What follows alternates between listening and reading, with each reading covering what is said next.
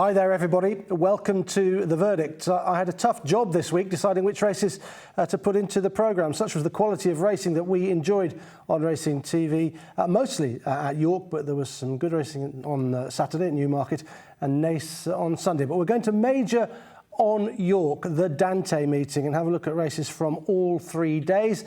I think throughout the meeting, the ground quickened up through those 3 days, and we had some very good performances, 5 of which we will have a look at now. Let's have a look at day one winners. First of all, Crystal Delight backing up his win at Epsom. Ali's Dancer at Millstream won in a good time. Secret Satire took the Musidora in a bad time. It was a poor time, that, plus 4.44. over the Racing Post Standard. Diligent Resdev won for Joe Mason.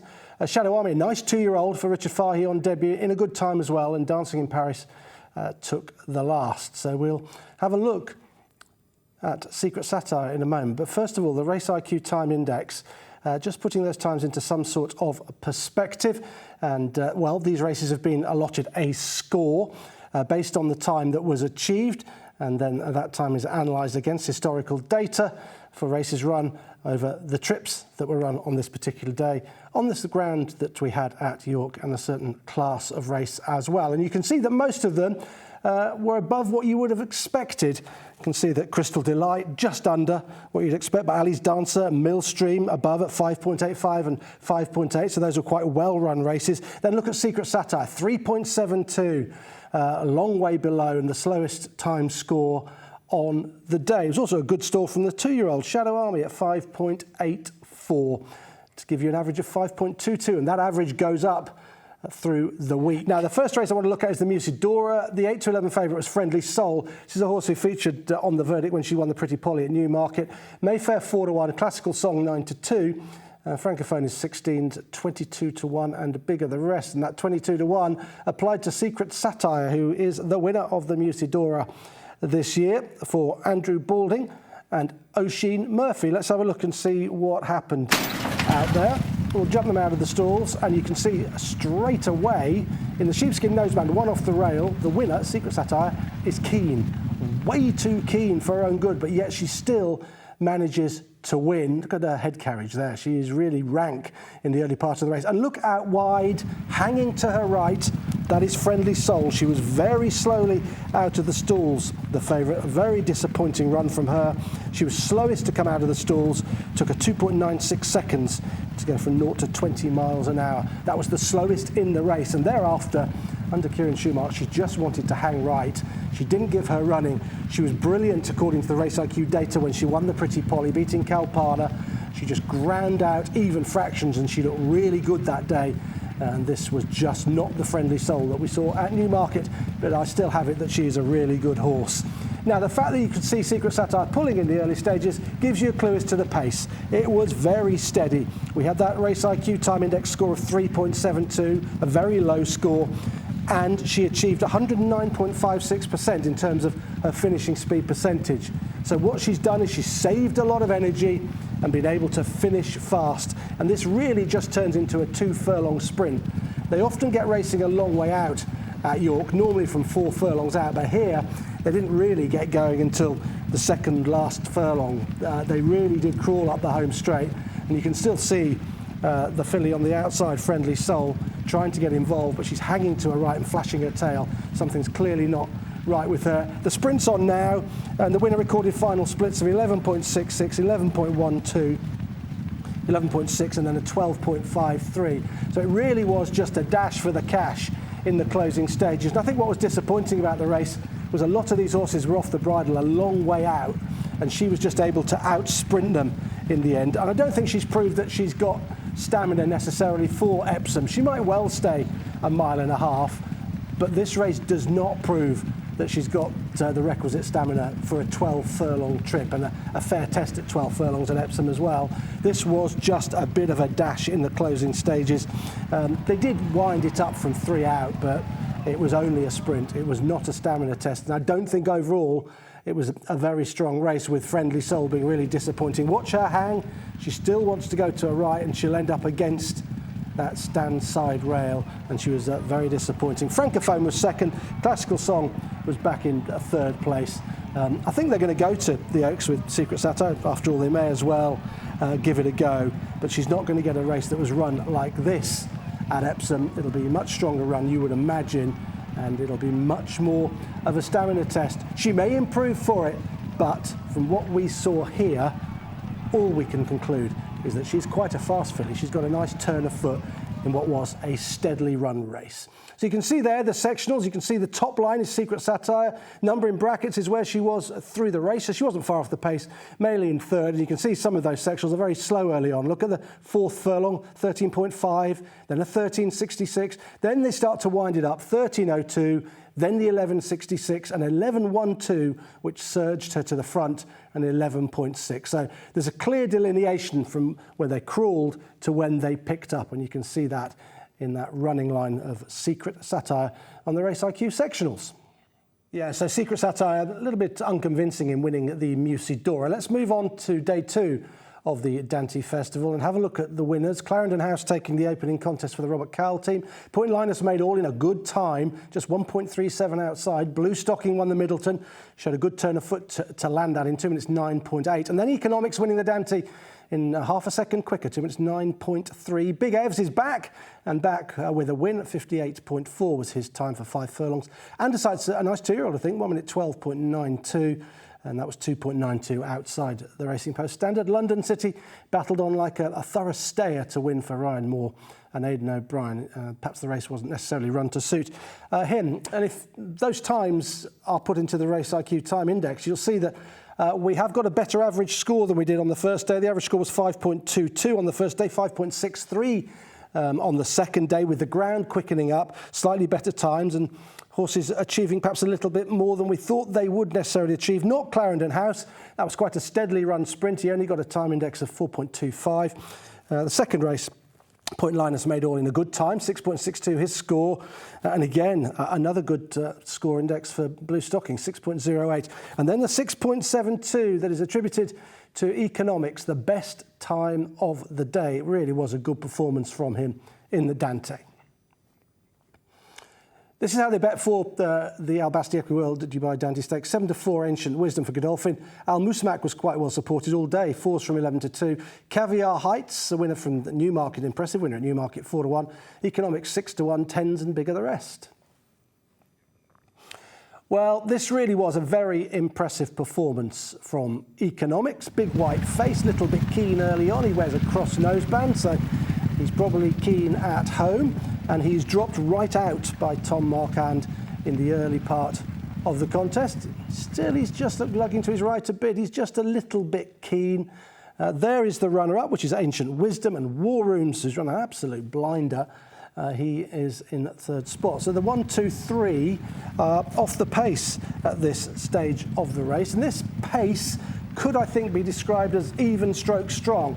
I think they went just a nice even gallop. You can see Ancient Wisdom's a little bit keen just in behind in the Godolphin blue.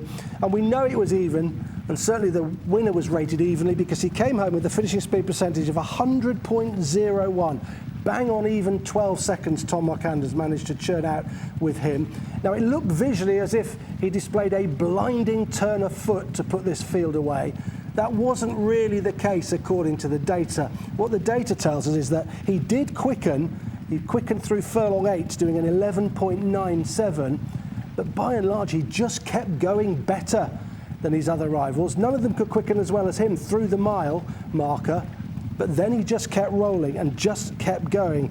It was just a strong gallop, and he was able to sustain it longer than his rivals who drop away. Caviar Heights in the yellow, already just coming off the bridle. He dominated at Newmarket in a fast time. He might have bounced here, but he was a little bit disappointing.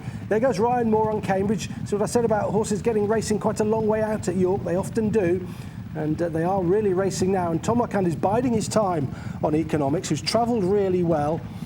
And he will now make a surge. He'll go from 6th to 1st through that 8th furlong that I mentioned. That 11.97 shot him to the front in the space of 200 yards or so. That was a really impressive move from him. And then he just keeps going through the remaining furlong and a half or so, hanging to his left a little bit late on, but kept going by Tom Marquand and winning easily. And the Godolphin horse, who just kept going in the end, he kept plodding on. War Rooms has run an absolute blinder. And what we can deduce from this is that the winner is a strong travelling horse. He's got plenty of speed. There is some stamina on the dam side of the pedigree, but it's not necessarily a pedigree that screams 1.5 miles for him. And we know from dispatches afterwards that he's going to miss the Derby. I think that's almost for sure. And we won't be seeing him there. And I think we'll probably see him over 1.25 miles, although he's entered in the King Edward VII Royal Ascot over 1.5 miles. He does get an automatic entry for the Irish Derby, though, after this particular success. So he could be interesting for that particular race, but they're going to swerve Epsom. There's a slight note of caution. And that note of caution is that he was reported to have had blood in his nostrils at the end of the race. Now, if that was because he bled, well, that then is a worry, and that might well be the reason that they wouldn't want to run him in the Derby, because they wouldn't want a quick turnaround, because his lungs would have to recover, and he would have to recover from that. It might not have been that. He may just have banged his head in the stalls or something like that. But if it was because he bled, then that is a bit of a concern. But what we do know is that this is a big speed figure that he's accomplished here. It's a good final time, and he's a really, really good horse. He's top class. He's a very good horse indeed. Here's a summary of what he did. You can see the 0 to 20 miles an hour. He wasn't that quick out of the stalls, was he? 2.71 seconds it took him. He was 5th fastest in the race to get up to speed. But I think Tom Marquand wanted to grab hold of him and drop him in. Anyway, there's fastest furlong early in the race, 11.78, when they were going quite quick early on to try and establish positions. And the finishing speed percentages are the interesting ones. All of them under 100, all of them getting tired off that strong, even gallop. But he was the one that just kept going best with 100.01. I think he's a top-class racehorse, a top-class prospect, and can't wait to see him again. Let's turn our attentions to Friday at York now. And we had some interesting racing. Yorkshire Cup was on the card. It was won by Giovaletto in a really good time. Look at that, 0.64. Under standard. Betty Clover took the opening contest. Botanical, we'll have a look at him later on. He showed a fine turn of foot to win the 2:45. Devoted Queen, a Godolphin winner. She's useful. Lead Artist, we're going to have a look at him as well. I thought he was really impressive. Riot, he won the 4:45. He's a real consistent handicapper. And Jubilee Walk took the sprint, which concluded the meeting on Friday afternoon. So look at the RaceIQ time index, and you'll see this Giovaletto time is really good. Look at that, 9.64 was the score that he achieved. Reasonably good time from the Botanical, 7.55. But overall, you can see that those times are garnering much stronger scores than on the first 2 days. OK, we're going to have a look at the Boodles Yorkshire Cup, this Group 2. Mile 6, the trip, Tower of London, the favourite on the back of his exploits in the UAE. Giovaletto was 7-2. Vauban for the Willie Mullins team, 7-2. Gregory 5s, 17-2. Al Karem and Nakib 18s. Let's have a look and see how this race panned out. Now, as you might expect, with a RaceIQ time index score of 9.64, going under the Racing Post standard, this is a very good time. And good times are not achieved by going fast early on and getting tired. And they're not achieved by going slow and sprinting. They're achieved by going evenly. You can see Giovaletto's got a nice slot in behind Vauban with Gregory to his outside. And Tower of London, he's held up last. And that's what they did with him when he won in Dubai. That's what they did with him when he won in Saudi. And he's a stayer with a fine turn of foot, but he was a bit flat on this occasion at York and possibly feeling the exertions of those 2 big runs in Dubai and in Saudi. Vauban went on in the early part of the race. It was just a little bit messy until Al Karim, right on the outside, decides to come forward and make the running. There he goes. He's about to go and take them along at what was a pretty good gallop. The winner recorded a finishing speed percentage of 103.08. So he's 3.08% quicker in the final 3 furlongs than the rest of the race. The first 3 all in this race recorded FSPs of just above 100. So the finish was quite strong after what, as I said, was quite an even gallop. And Giovaletto puts up, in my opinion, his career best effort here. He did win this race last year. York seems to suit him, but this is a much better time that he's produced here, a much better time figure. And he's done it because he has, rather like I mentioned for Tower of London, a turn of foot for a stayer. He's able to quicken 3 furlongs out. It's an 11.45 furlong. So that's the 12th furlong. He goes 11.45, and that's a nice turn of foot for a stayer. And you'll see Gregory to his outside in the red cap. He can't quicken. Gregory is very one-paced, and he just gets sort of out of his comfort zone when they quicken. And then he runs on again in the closing stages. Just watch him late on, going on. I think a step up in trip for Gregory is very much on the agenda. I think 2.5 miles of the Ascot Gold Cup would suit him down to the ground. We'll come up against Kyprios, of course. It might not suit him that he's got to race against that monster, but I think 2.5 miles will suit him.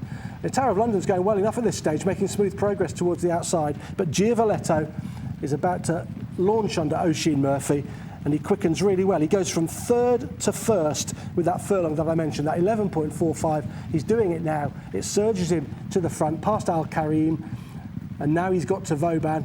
And a long look round from Oisin Murphy. He's very confident, and he has every right to be. And this horse surges clear in the closing stages. Gregory shaping well. Look, he's beginning to rally now in 3rd place. He was the 2nd fastest horse through the final furlong, 13.09. As he starts to reel in Vauban and run on quite well late in the piece. He's slow, make no mistake, he's slow, but he gallops, and he gallops on resolutely, and he'll be suited by at least another 1/2 mile, you'd have thought. Look at that winning margin, 4 3/4 lengths for Giavoletto. There's the first 3, finishing speed percentages just over 100, and that sharp turn of foot that the winner showed, 11.45 to go from 3rd to 1st after they'd run 1.5 miles. That is what won him this race, this Boodles Yorkshire Cup, for the 2nd year in a row. Let's take a look at what Lead Artist achieved at York on Friday now. This is a 1 mile novice stakes. He was the 6-4 favourite, 7-4 under siege. First conquest 7-2. Big drifter was Dark Tornado, 10s from 13-2, and the bottom 2, any price you like, really. Lead Artist, the favourite. And to my eye, a really impressive winner. And I was very keen to include this race in the verdict. I'm going to start by comparing what he did at the start at Newmarket on his debut in the Wood Ditton. It took him 3.75 seconds to get to 20 miles an hour. Here, it just took him 2.96 seconds. Much, much quicker, much more on his game once he'd got that debut away, the Wood Ditton. There he is down towards the inside, a little bit keen.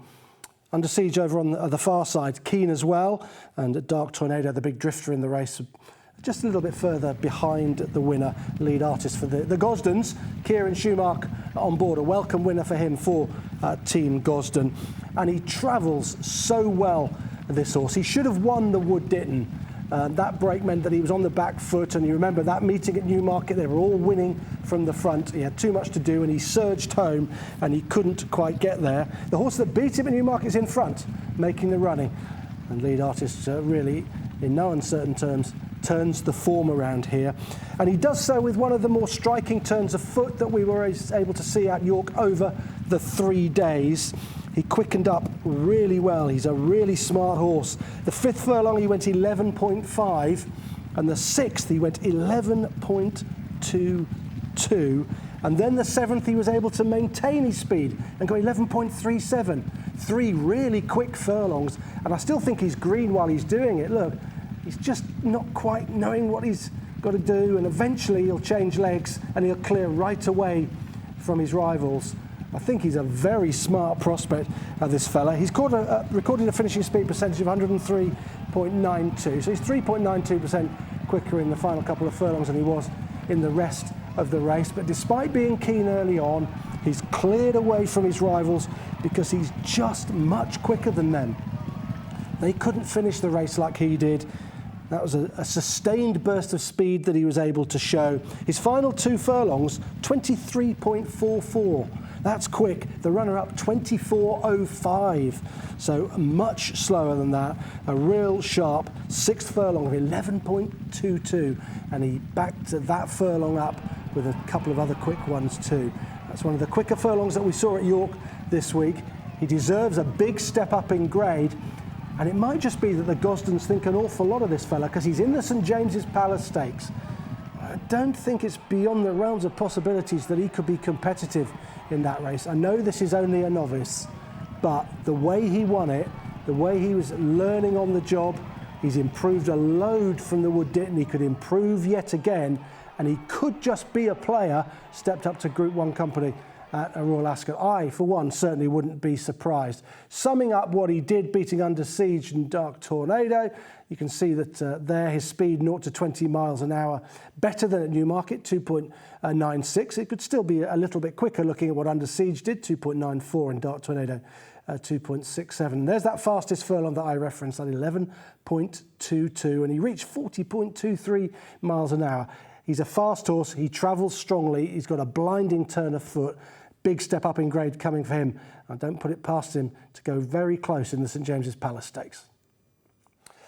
So we just had a look at a horse who's got a blinding turn of foot, and I think he'll be going to Royal Ascot. Going to have a look at another horse now who is very fast.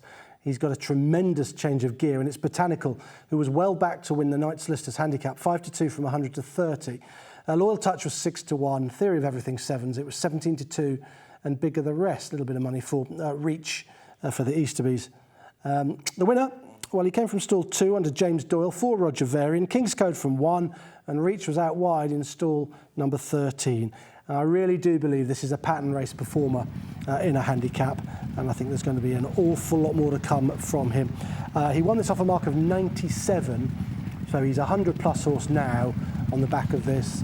I'd venture to say he's 110 plus, really. He's got an absolute ton of ability. He's a little bit keen. You can see him there against the rail in about 6th spot. Just a bit keen because the gallop wasn't furious. I think they just went steady enough, really, for a mile and a quarter event. 107.21 was his finishing speed percentage. He did record quite a good RaceIQ time index score. Remind you, that was 7.55. So that was a pretty good score that he recorded, and that's because the tempo did increase in the home straight, and he was able to finish off quite quickly, 7.21% quicker in the final couple of furlongs than the rest of the race. And that's courtesy of this blinding turn of foot, just about the best turn of foot that we saw at the York meeting over the 3 days. Now, I know they've got a steady gallop, so he can save petrol for that finish, but not all horses can quicken the way he does here. The individual splits for him, I'll take you through them. Furlong 7, 11.46. Furlong 8's where he did the damage. He went 11.03. That is quick for a horse running over a mile and a quarter. And then he backed it up with 11.46. And they did get racing 4 furlongs out here, as they often do at York. And you'll see him cruising up in a moment in the yellow colours. And he'll surge away from these once James Doyle asks him to go. And it really is an impressive turn of foot from this horse. He's clearly got a ton of speed, plenty of stamina on the damn side of the pedigree, but you wouldn't want him to step up, really, looking at how fast he is. Look at this, he just cruises up to horses who look legless in front of him, and they've had the run of the race, really, in what's quite a steadily run affair, and now he clears away, and it is race over fairly quickly as soon as James Doyle says go. As soon as this horse is able to do that, 11.03, and then he's not going to be run down. King's Code running on all right, Reach under Joe Mason running on okay as well, but he's eased down marginally in the closing stages, and he is a really nice horse going forward. He's perhaps got a little bit of scope for handicaps still, maybe high-end handicaps. Not sure what the Roger Varian team will want to do with him, but surely group races beckon for him, such as his ability to cruise through a race. James Doyle could put him anywhere he wanted, and then he quickened up in tremendous fashion, and it was one of the fastest splits of the week, that 11.03 that he was able to do. And I know it was off a steady gallop, but not all horses can do that, but he can, and I think there's a lot more to come from him. He was pretty impressive when he won at Hamilton on his previous start. This was a step up.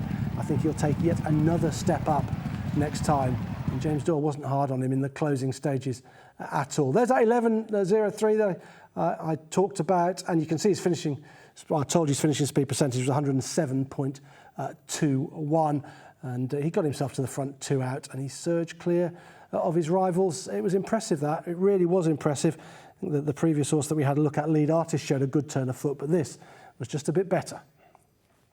OK, let's turn our attentions to Newmarket on Saturday.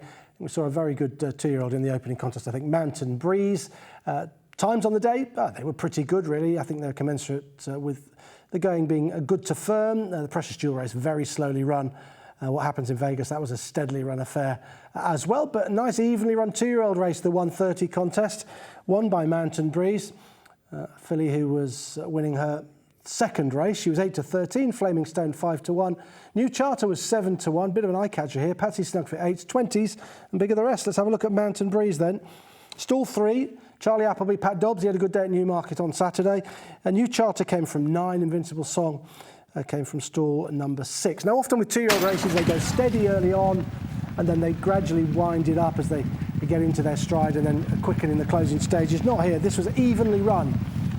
They went quite strong in the early part of the race, and Mountain Breeze recorded a finishing speed percentage of 100.82.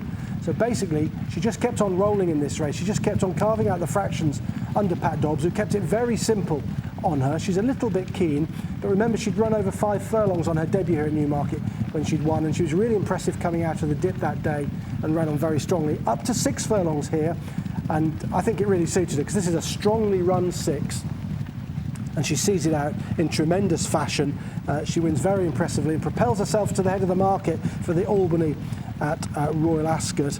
Off that early pace, the winner did record the fastest furlong in the race, and it was the second furlong, 11.12. So they went quite hard early on, but she was best through the final couple of furlongs, which is what we're seeing now. 23.9. The runner-up, who's about to challenge towards the outside, 24.15, and the runner-up came from much further back.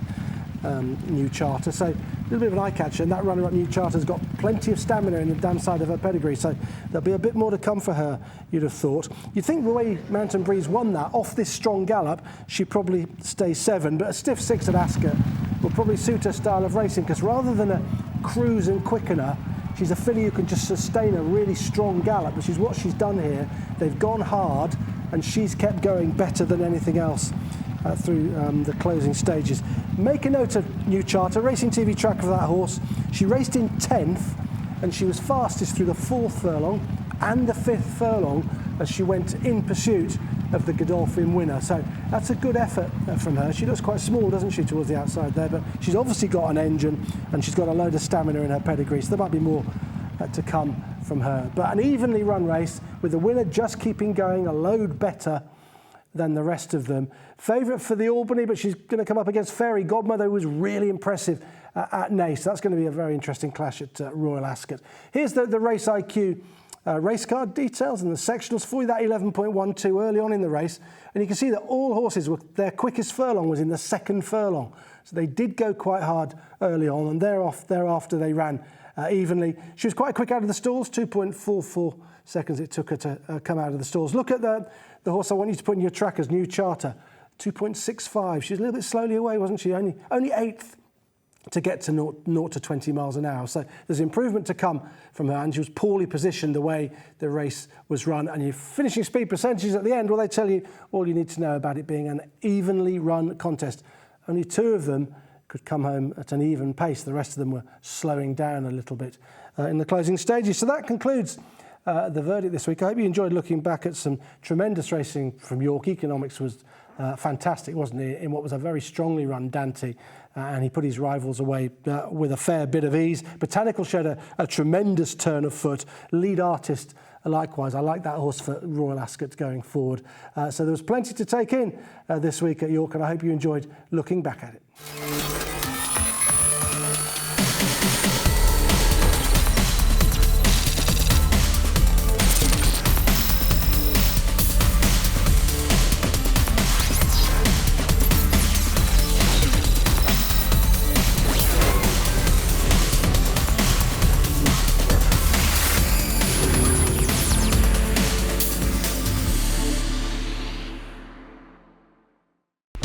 Watch live racing now on racingtv.com.